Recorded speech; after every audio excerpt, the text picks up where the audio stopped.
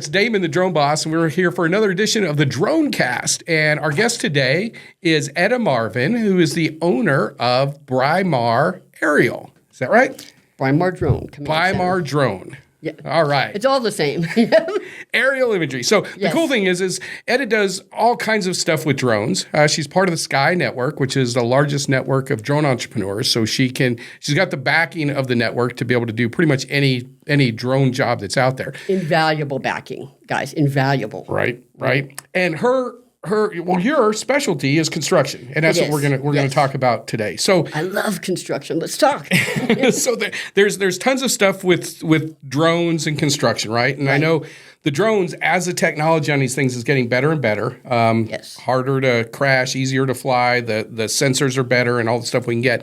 How is that? How have you seen that over the recent years transform the construction industry and what's available? Because a lot of people, even though there's been big advancements, a lot of construction companies aren't using them.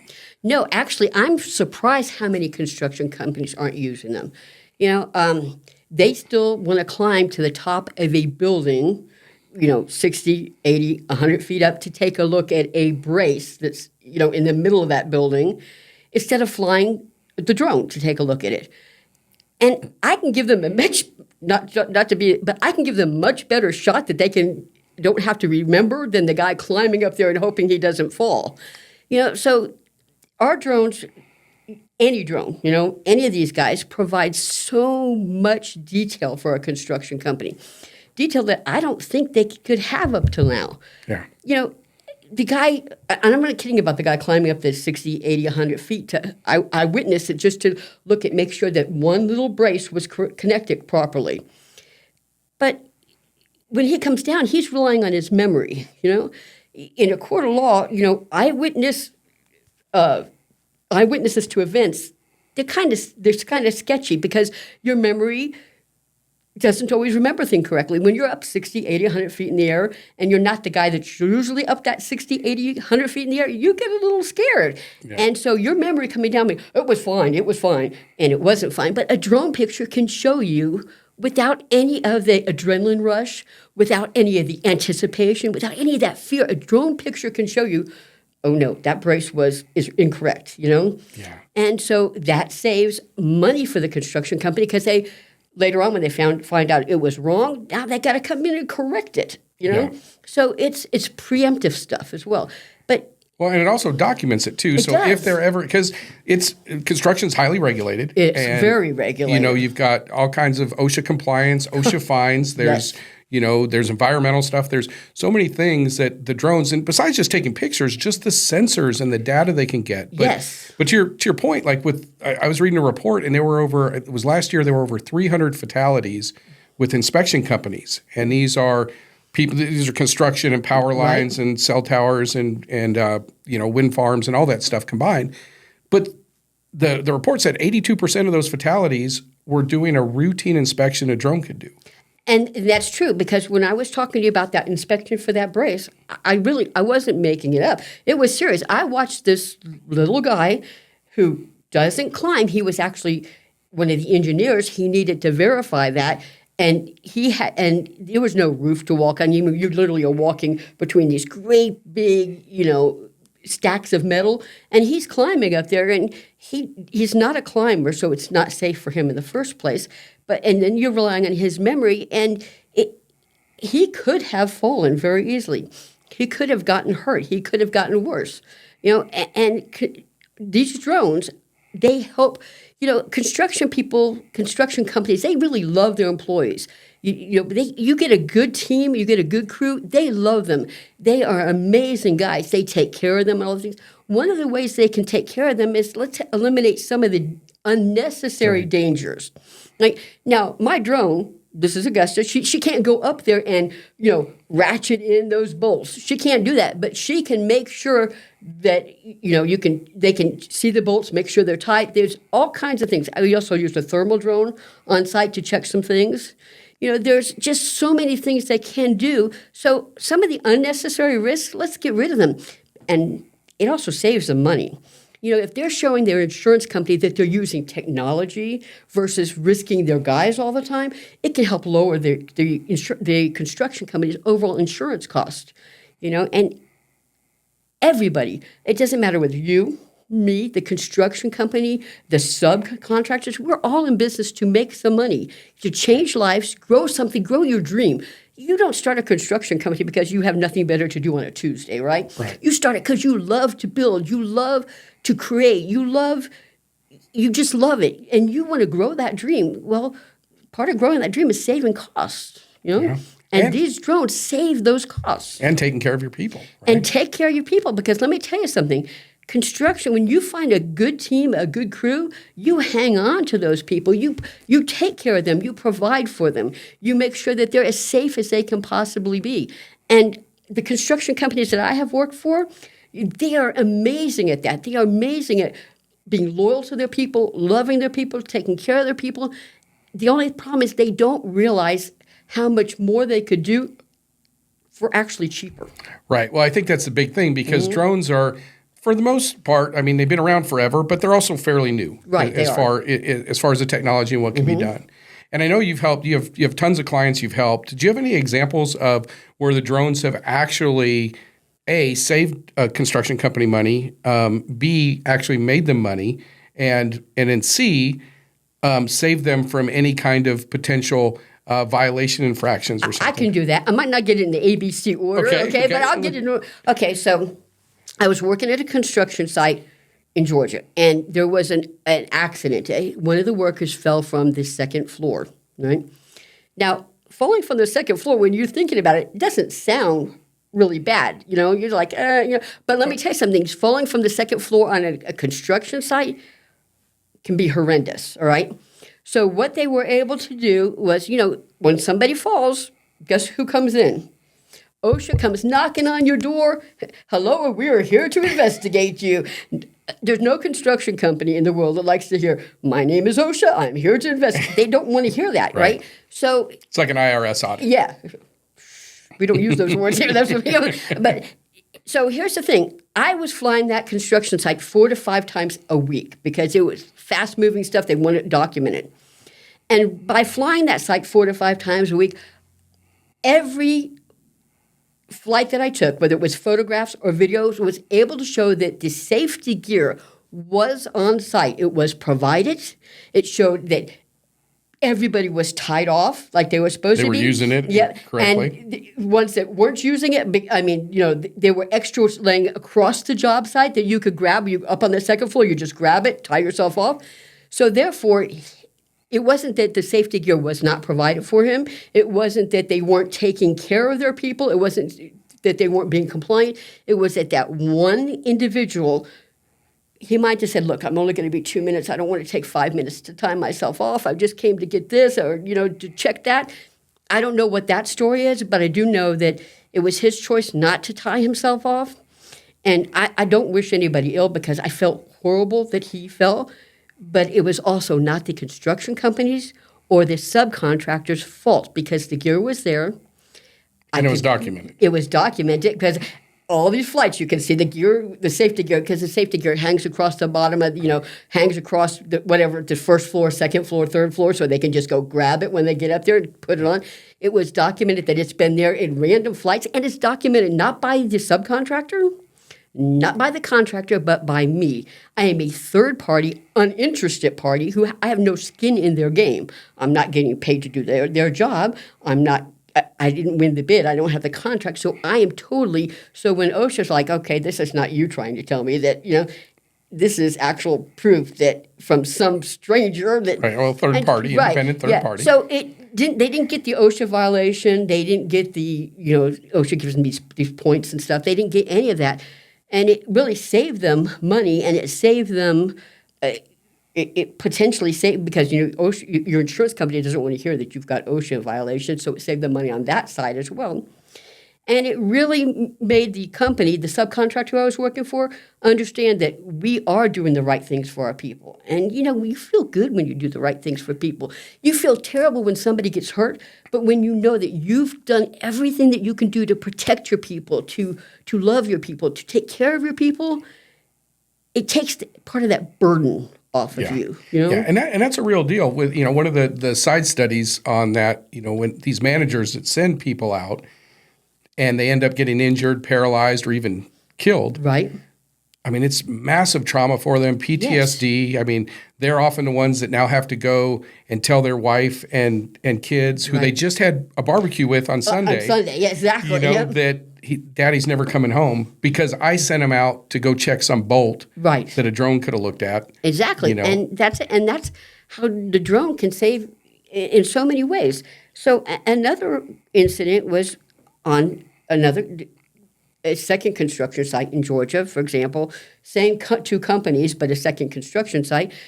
Get a call from the guy that I'm working for, the subcontractor. He goes, I'm in Mississippi. The construction company just called me. One of our great big beams is bent. Can you go take some photos of it? I'm like, okay, no problem. If you give me 30 minutes to get to the site, I can take the photos. He goes, great, because I cannot make it to that site today. Even if I left this site I'm on now, it would be dark, so it would be tomorrow. So we'd have to shut down today. We'd have to shut down tomorrow until I could figure it out and get it. So I went over there, took his photos, immediately sent them over to him. He literally had everything within 40 minutes time for me to get to the site, have his photos in hand because I sent them to him immediately on site. He's like, okay, now I need you to count these beams. So I'm walking around counting beams. But from Mississippi, he was able to have the issue corrected, tell his guys, contact his foreman, tell his guys how to fix this issue. So there was zero downtime on the job, not for the subcontractor, not for the contracting company, not for the county it was a county job. So there was zero downtime. The owner of the subcontracting company I was working didn't have to drive 3 states to get to us. He didn't have to get off the site that he was on at the time. Right. So it would have put it down on the site that he was there because he was getting them started. So it would have actually put 2 sites down. Right, yeah. So, and think about the monetary consequences, having to shut down 2 sites for 2 days or more. Or more, yes. And then I'm sure they're on a very strict timeline. Oh, yes. And if they exceed the timeline, I'm sure there are penalties and stuff. I think there are penalties. I think in certain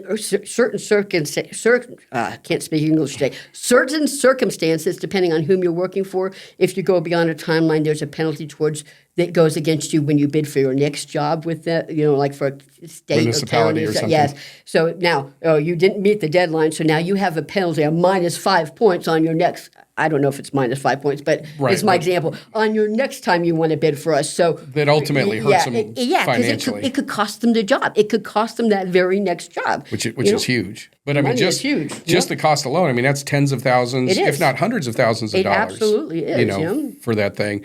All because a drone was available and used. Right. And all it took was the owner of the company to make one phone call me and say, hey, Etta, can you? And I hear, hey, Etta, can you? I'm like, oh, of course I can. Yes. It's going to cost you. But honestly, I wasn't even worried about cost because I do a lot of work for him. And they take care of you. Yeah, and they do. They take very good care of me. I do a lot of work for them. I love them. What I love about him because it doesn't matter what job site I go to, he doesn't tell me what to do. The first job site, he said, okay, can you do this? And I did, yes, I can. He goes, okay, can you tell me what I need? I'm like, okay. And now he goes, you know what I want. You know how I like things. Just go do your thing. That's awesome. Well, that's one of the neat things with the industry where we are now is, like I say, they've been around for a long time, but it's really brand new. And it really is brand new because nothing's been standardized. It hasn't been. So that's the neat thing is that we get to be a part of this building all this. Like these guys, we can help them develop systems and processes and even help design the foundation of the regulatory environment they're going to have to follow, like with OSHA and stuff when it comes to aerial I consider myself to be part of the group that is setting the standards for drones in this industry. Yeah. Okay? I seriously do. And I know that sounds pretty boastful, but I don't mean it that way. But it's the truth. Yeah, it is. Yeah. And I love what I do. So one of the things that this company was able to do is he's always like, this is the best money I've ever spent. This is the best marketing. Because he's also using it not just to monitor the progress on the site, not just to deal with issues, not just to be able to handle OSHA. He's using it to grow his company. So he's using it for marketing. You go into his office, and he ran out about 2 85-inch televisions on each wall. So when his prospective new clients, customers, they're seeing his steel go to work. They're seeing and it's all your work, right? It's all my work. His website now, 100% my work, photos and videos. But he said this is the best marketing money that he's ever spent because I use RTV with him, and so it hasn't really been used in construction.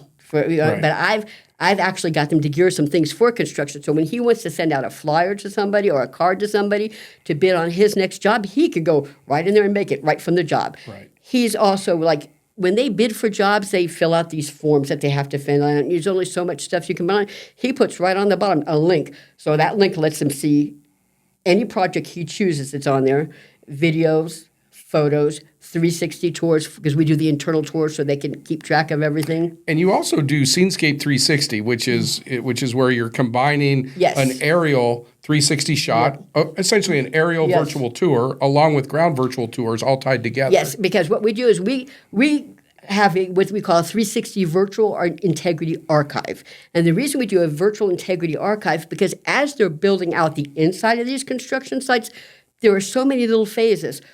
Wiring, has the wiring gone in? Okay, yes, the 360 you can walk through, you can literally walk through, turn it around, look at every single thing and see that the wiring has gone in.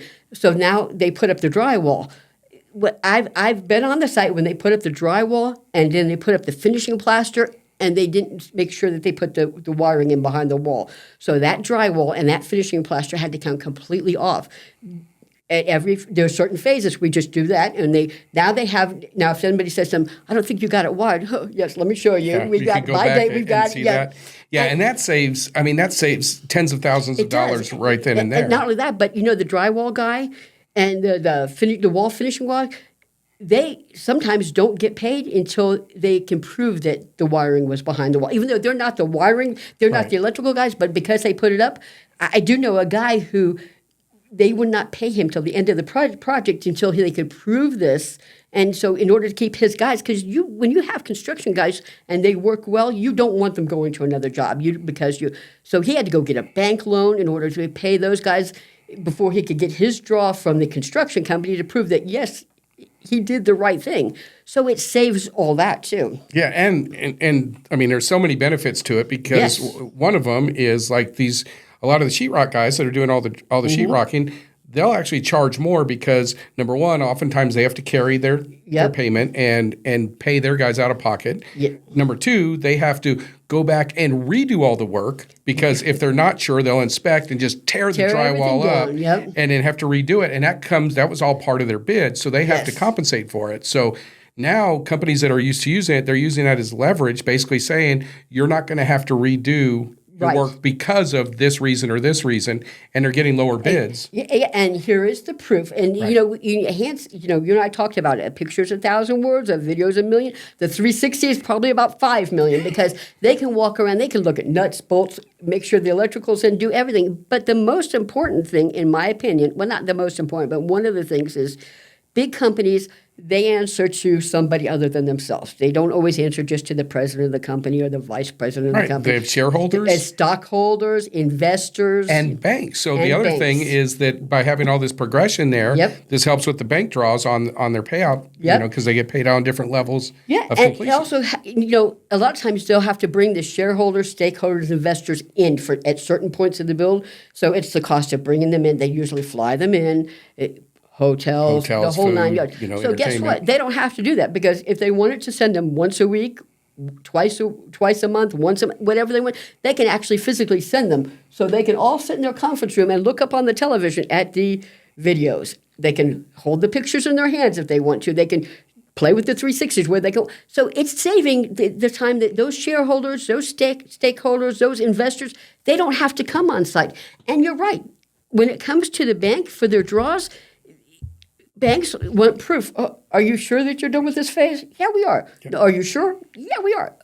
Can you prove it? Oh, well, then here's your money. Yeah, and so they're getting paid. So it gets more money into their hands faster with less effort on their part. It keeps shareholders, stakeholders, investors, it keeps them comfortable at home while they can still make sure that the project is on time, on budget, looking good, whoo, I made a good investment. Woohoo, you know? Right. And so there's just so many advantages. And they're more apt to invest again. They are. Which is the biggest thing. So this pretty much locks in companies that are, it's that saying, the rich get richer. And it's because of the efficiencies and early adoption of technology that introduces these efficiencies. Because think about how valuable these shareholders' time is. And now they can invest 30 minutes of going through a virtual Scenescape 360 tour, aerial and ground of the whole site, versus 2 days of their life flying in, hotels, traveling, all that stuff. Being on the dirty job site, Yeah. So it's just, this technology, it's not just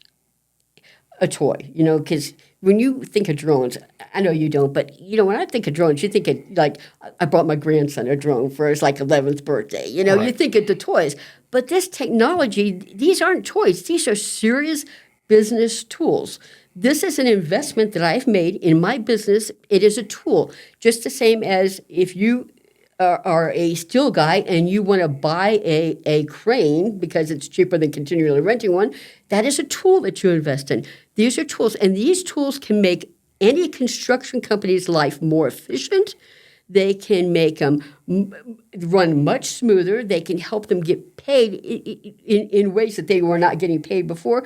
They can keep them safe, and they can help them grow. So I am in the business of flying a drone, but not really. I'm in the business of enhancing and growing my clients. They're my family. I'm here You help them make more money. Introduce efficiencies. Literally save lives. And and then also impress everyone they know. Right? Exactly. Because that's a huge part of it. Because think about the construction company that's going out and bidding on jobs or wanting jobs. The more impressive that they can make themselves to the marketplace, the easier those deals come in. Yes, and the thing is, so this tool is really no different than that 100-foot crane. Except that's not a tool that they have to go out and buy. It's not a tool that they have to go out and get licensed for. It's not a tool that they have to go get insured. It's not a tool that they have to learn on, Well, and not only that, because there is, make it sound really easy, but there's a lot of technical stuff that's involved, and especially on the back end and the software and learning all that stuff. But the big challenge, and I'm sure like at the construction sites, there's probably some construction worker there that's got a drone in their truck. Okay, so far at every construction site I've been to, there's always some guy with a pickup who has a drone in it. And, Billy Bob, he can fly that drone. He takes some amazing photos. You should see that video that he did at the NASCAR races we went to. I'm like, I love Billy Bob. We got to hang out, but not on the construction site. Because it does require, like I said, this was a tool, but it's not one that they have to go out and get the FAA 107 license for. They don't have to keep update on things. They don't have to check the airspace for. They don't have to make sure the weather. They don't have to cover the insurance. Because, Billy Bob is great. I love his photos. He does take amazing photos. But if he's on that site and he's flying that drone and that drone happens to fall out of the sky and hit the next door building or the next door Mercedes that's sitting over there, then it's not just Billy Bob that's responsible. It's the construction company owner who is responsible. And that's money that their insurance is not going to pay for because Billy Bob wasn't licensed. Right, he's illegally flying. So therefore, it's now out of their pocket. And my job is to save them money and help grow them. So, and keep them safe. Yeah, and protect them. Yeah. How many of the Billy Bobs that are out there have their 107? Have you run across any? I haven't run into a single one with a 107. Yeah, and one of the things a lot of people don't know is that the FAA they're fining occurrences. Oh, yeah. So you can get, depending on what the occurrence is, but they can be up to $10,000 per occurrence. Yes. And an occurrence is every image, every data collection point, and you could have literally thousands of those. Yes. And that fine goes directly to the construction company who hired or allowed the unlicensed pilot. Right, exactly. And so that's it. I at one time was talking to the construction company, and on the low end at $1,100. Let's just take the low end. You get an $1,100 fine. And this guy takes one picture on your construction site one time, a month, and he's doing all this stuff. And by the time you're done with all this, you're looking at probably a good $50,000 in fine just for that one. Now imagine you have multiple Billy Bobs, one at this site, one at that site, one at the other site over there. And guess what? Now you're looking at tens and hundreds of thousands of dollars in fines because Billy Bob, who is great, wasn't legal. And he probably doesn't know. And he doesn't know. He doesn't and that's know what the that he needs construction companies are not knowing. And the construction companies probably They don't know. Yeah. And so the reality too is they probably don't want to have an employee flying, because now that brings the liability in-house. It does. Using a third party like yourself, God forbid something happens. Exactly. That's it's on me. you. Yep, it's on me. But the other interesting thing about this is, I had one construction guy say, yeah, nobody's ever going to know that I'm taking the pictures. I'm like, okay, that might be true. But you attach that picture to any report that you send to a stakeholder or a shareholder or any place. Or publish on the web. Right, I mean, who's got access to the internet these days? Right. Or you have an employee that you had to let go because they were not wearing their personal protective gear on site or whatever, and they know that you're flying the drone. You just have so many incidents of somebody reporting you. And here's the thing, FAA, they're not going to just find you for that one. They can go back and look at every single thing. So you're opening yourself up not to just today. You're opening yourself up back to 8 years ago when you hired Billy Bob and he went out and bought a drone and just spent. So it could cost literally hundreds of thousands of dollars. Look, on a construction site, I don't know any construction company that is going to hire an unlicensed electrician to come in and wire their building. That's a great right? point. Yep. None of the steel companies are going to go hire an unlicensed, unregulatory, untested crane operator to move these tons of steel, right? So why? Why would any construction company, why would any subcontractor, why would anybody hire an unlicensed drone pilot to do it? It doesn't make sense.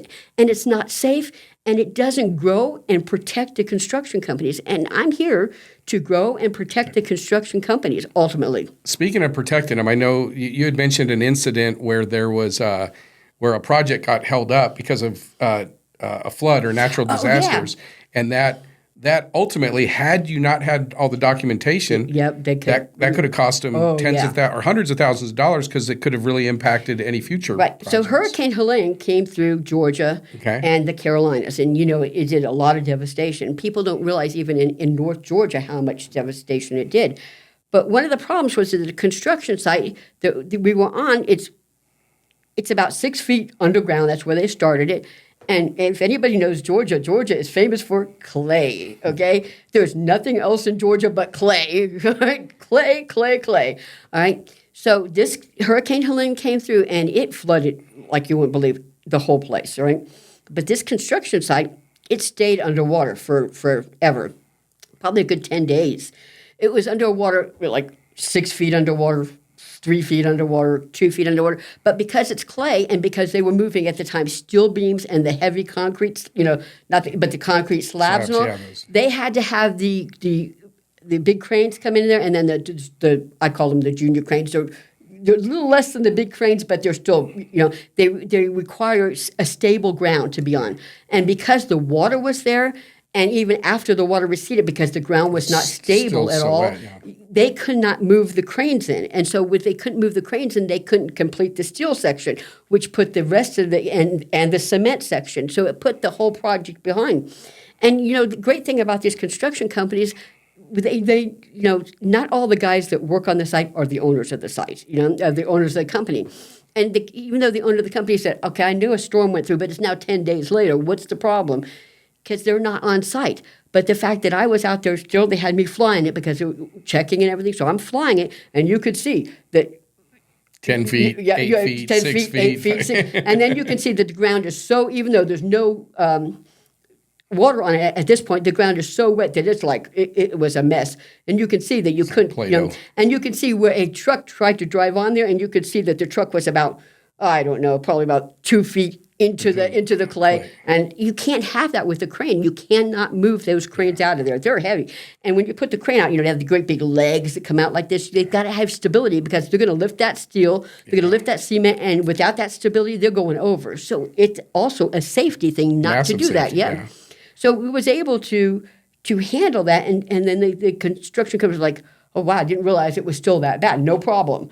And so it saved everybody's rear end, basically, Right. because And they avoided proof. any fines or running over because act of God, right? You can't control the weather. And this is Hurricane Helene was pretty brutal. And the devastation it left behind, especially in things like this, it put things behind just because the ground was, before Hurricane Helene, was very wet. So when it flooded like that, it just saturated to the point where there was no absorption. And once it finally got absorbed, it just was no stability to the ground. It probably stayed that way for a long time. Yeah, so it was able to take care of that and show that. And again, I'm not the subcontractor. I'm not the construction company. I am a third party. So when I'm providing you proof, I provide you proof, and I don't have a stake in either company. No skin in the game, as they say.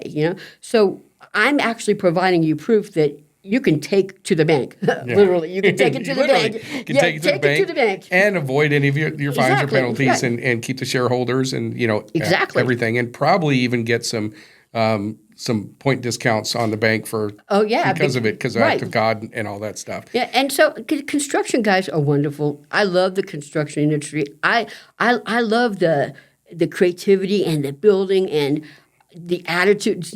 I just love it. And I really do think that if more of them understood how much that this tool, my tool, can aid them and help them grow, help them be safe, help them be, everybody wants to be the best, right? Why don't you not just be the best, but why don't you be the best and the most technologically advanced construction company out there? Yeah. Because I can help you be that. I can help you be that. And then you can...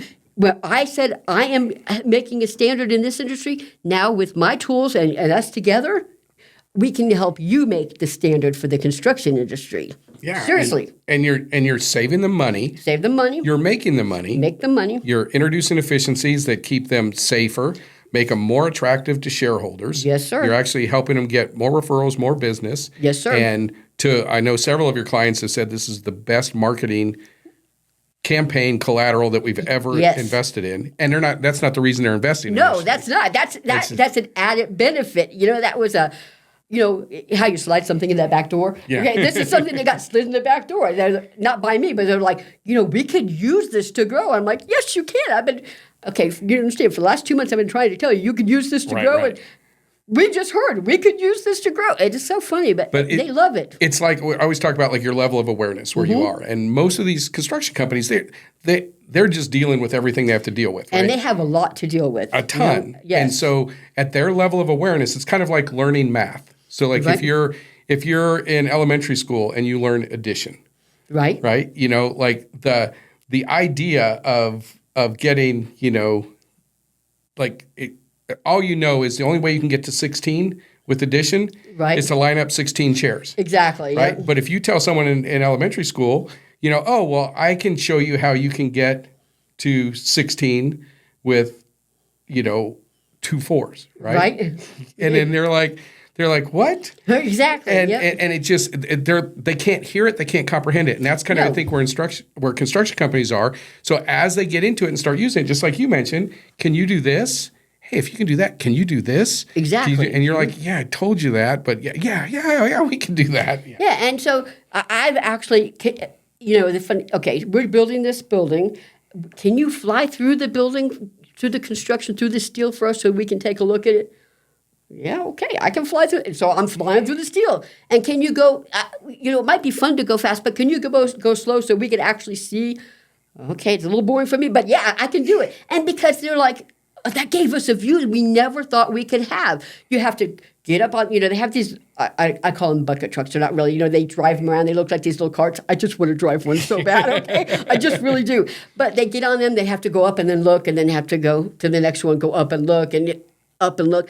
It takes so much time. I just take the drone, fly right through the steel beams so they get the full view this way, fly back this way so they get the full view this way. And they're like, we have never been able to see this like this. And look, you can tell where the joints are coming in, where the bolts are connected. And they're like, this is unbelievable. I'm like, I'm glad you're happy, because I really am. I love making them happy. I love helping them grow. I love what I do. And, and anybody, and I would help anybody because, sometimes I'll do it without pay, but because I just love it, and I just think I just think that the safety part of it and the growth part of it, it is everything. All right, you didn't start a construction business if you're in the construction field because you had nothing better to do on a Tuesday. Yeah. You didn't start it because, my dad bought me a hammer and I better go use it. That's not why you built that construction.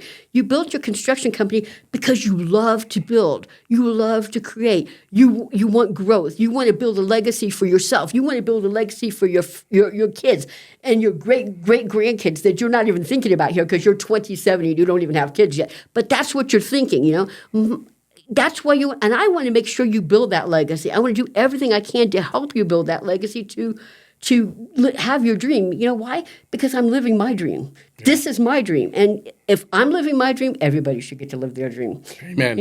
Amen. Preach it, sister. Yep. And I just love it. Well, that's awesome. Well, hey, our time's up. Thank you so much for stopping by. But I want to make sure that people have a way to get in touch with you. So if there's construction companies out there that want to make more money, want to improve efficiencies, help land more deals, and get more contracts secured, what's the best way for them to get in touch with you? Well, we are your dedicated concierge drone service provider. We enhance your efficiency and profitability for construction companies. And because of that, and because I know you're going to want that, I'm going to put my link in the below. Is that okay with you? Yeah, in the description. And what about, is there a website or something? Yeah, it's www.BriMarDrone.com. That's BriMarDrone.com. We're also on Google under BriMar Drone Command Center. It's got our phone numbers. You can call us anytime. You can reach us through our little web form. Okay, I love my drones. I'm not technologically, outside of the drones, I have no technological skills. But you can reach us anytime there. I will put a link, though, for us in the comment section. And let's go make something great together. Let's go build something great together. And you know what? Let's go, work together more on what we're doing, Damon, because you, the drone boss, are amazing, and we appreciate you and love you, and we're here because of you. Awesome. So thank you. Thank you so much, Etta. Let's give it up for Etta, ladies and gentlemen, and we will see you on the next Dronecast. Take care and fly safe.